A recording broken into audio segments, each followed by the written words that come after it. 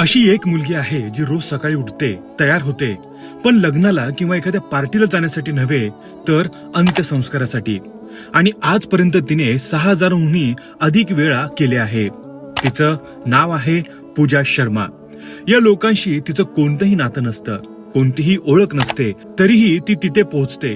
कारण ते असे लोक असतात ज्यांचं या जगात कोणीही उरलेलं नसतं, बेवारस, ज्यांच्या मृतदेहालाही कदाचित हात लावायला कोणी तयार नसतं. पण पूजा शर्मा आपल्या संस्थेच्या माध्यमातून अशा प्रत्येक व्यक्तीचा संपूर्ण धार्मिक विधीनुसार आणि पूर्ण सन्मानाने अंत्यसंस्कार करते, अगदी ते तिच्या स्वतःच्या कुटुंबातील सदस्य असल्याप्रमाणे. विचार करा, ज्या जगात प्रत्येक जण स्वतःच्या प्रगतीच्या मागे धावत आहे, त्या जगात तिने अशा माणसांसाठी उभं राहण्याचा निर्णय घेतला ज्यांचं आयुष्य आधीच संपलं आहे. आज समाजात पैशाची, प्रसिद्धीची आणि यशाची चर्चा खूप होते, पण माणुसकीची खरी ओळख अशा लोकांमुळे जिवंत आहे. कारण शेवटच्या प्रवासातही एखाद्या अनोळखी व्यक्तीला सन्मानाने निरोप देणं ही केवळ सेवा नाही, तर मानवतेची सर्वोच्च पूजा आहे.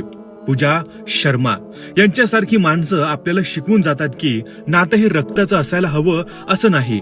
कधी कधी माणुसकीचं सर्वात मोठं नातं ठरतं, आणि जो दुसऱ्याच्या शेवटच्या प्रवासातही साथ देतो त्याच्यापेक्षा मोठा माणूस दुसरा कोणीच नसतो.